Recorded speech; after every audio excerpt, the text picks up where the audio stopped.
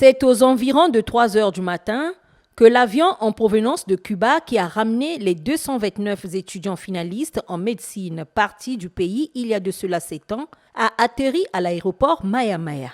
Heureux de retrouver leur terre natale ainsi que leurs familles respectives, ils n'émanent de ces diplômés qu'un seul vœu, se mettre à l'œuvre dans les hôpitaux de la place dans un bref délai. Aux AVC, aux accidents cérébrovasculaires, nous avons appris vraiment beaucoup et je pense que nous pourrons apporter un plus. Nous voilà aujourd'hui médecins. Nous sommes contents de rentrer au pays afin de servir la population congolaise. En tout cas, nous nous mettons à la disposition de l'État pour amener à bien cette tâche-là qui nous a été confiée. Bon, il suffit de voir ce qui se fait dans le pays, la construction des hôpitaux. Donc nous osons croire que l'État prendra bien en charge cette main-d'œuvre. Venu les accueillir au pied de l'avion avec le ministre de la Santé et de la Population, Gilbert Mokoki, la ministre en charge de l'enseignement supérieur a apaisé la conscience des jeunes médecins.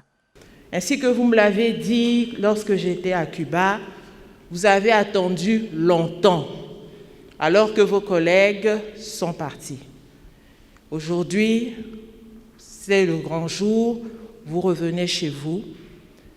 Vous allez pouvoir vous reposer et ensuite, nous aurons l'occasion, avec mon collègue, Monsieur le ministre de la Santé, de voir dans quelle mesure vous allez commencer votre période de stage. Après l'aéroport Maya Maya, le cortège conduisant ces nouveaux médecins s'est dirigé droit au campus de l'université Denis Sassou Nguesso à Kintele. Un moment de partage et d'échange avec les autorités avant de les ramener à l'esplanade du stade Massamba Débat. Une deuxième vague de médecins est attendue dans les prochaines heures.